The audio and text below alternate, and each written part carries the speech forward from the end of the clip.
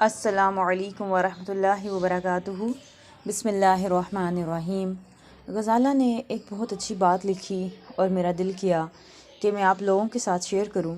انہوں نے کہا کہ انہوں نے جتنے بھی انبیاء کرام کی زندگی کے بارے میں پڑھا ہے، انہوں نے ایک بات مشترک محسوس ہوئی، یعنی ایک فیکٹر جو کامن تھا وہ یہ تھا کہ وہ سب جلد بازی سے کام نہیں لیتے تھے، ناشکری نہیں کرتے تھے، شکر کے مواقع ڈھونڈ ہی لیتے تھے اور دعا مانگنے کا ڈھنگ بھی جانتے تھے۔ اس حوالے سے انہوں نے 3 انبیاء کرام کی اگزامپلز مد نظر رکھی۔ سب سے پہلے موسیٰ علیہ السلام کے بارے میں بتایا کہ وہ جس طرح تنہا صحرا میں کسی بھی قسم کی آسائش کے بغیر بیٹھے تھے، پھر بھی کلمہ شکر ادا کر رہے تھے کہ اے میرے رب، جو بھی خیر آپ مجھ پر نازل کرے میں اس کا محتاج ہوں۔ دوسری مثال زکریا علیہ السلام کی کہ وہ بڑھاپے کی عمر کو پہنچ چکے تھے، ان کی ہڈیاں کمزور ہو چکی تھی، بال سفید ہو چکے تھے اور ان کی کوئی بھی اولاد نہیں تھی۔ کوئی شک نہیں کہ وہ بہت عرصے سے اولاد کے لیے دعا کرتے ہوں گے۔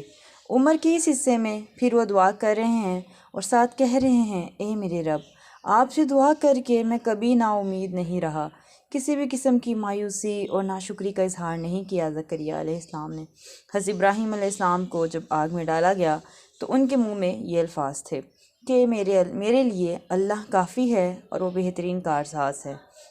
تو ان کی زندگیوں سے ہمیں یہ سیکھنے کو ملتا ہے کہ ہمیں دعا سیکھنا چاہیے اور ہمیں دعا مانگنا آنا چاہیے۔ مصلی پر بیٹھ کر چند گنی چنی دعائیں مانگنے کے عمل سے اب نکلنے کی ضرورت ہے۔ جو دعائیں مانگنا کم اور پھرتی سے بس ایک فرض نپٹانا زیادہ لگتا ہے۔ ہمیں اللہ سے کچھ چاہیے ہوتا ہے تب ہم دعا مانگتے ہیں، لیکن انداز ہمارا ایسا ہوتا ہے کہ اب ہم نے یہ دعا مانگنی ہے تو فوراً سے پہلے یہ پوری ہو جائے۔ اللہ تعالیٰ بس اس دفعہ نمبر اچھے آ جائیں تو میں ساری نمازیں پڑھنا شروع کر دوں گی، بس یہ خواہش پوری کر دے میں اتنے نوافل پڑھوں گی۔ یہ ہے کہ آپ یہ دعا کا وہ طریقہ ہے کہ آپ ایک ہاتھ سے کہتے ہیں کہ لو اور ایک ہاتھ سے دو۔ تو ہمیں اللہ کے ساتھ یہ حساب تھوڑی کرنا ہے۔ ہمیں ہمیشہ اپنی محرومیاں، کمیاں اور ناکامیاں یاد رہتی ہیں۔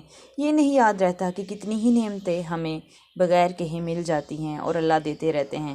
ہم اس کے بندے ہیں اور وہ ہمارا رب ہے۔ یہ ہم پر لازم ہے کہ ہم کوئی بھی دعا مانگنے سے پہلے اس کی نعمتوں اور رحمتوں کا شکر ادا کریں، جو ہمارے کہے بغیر ہماری ضرورت کے پیش نظر ہمیں دیتا رہتا ہے۔ انبیاء اتنے پیارے انداز سے دعا مانگتے تھے، ہمیں بھی اس انداز کو سیکھنے کی ضرورت ہے جو کسی قسم کی ناشکری اور بے صبری سے پاک ہے اور اللہ کے شکر سے لبریز ہے۔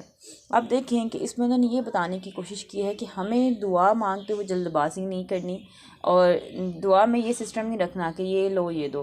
دعا مومن کا ہتھیار ہے، دعا آپ کو اللہ سے جوڑنے کا بہترین طریقہ ہے۔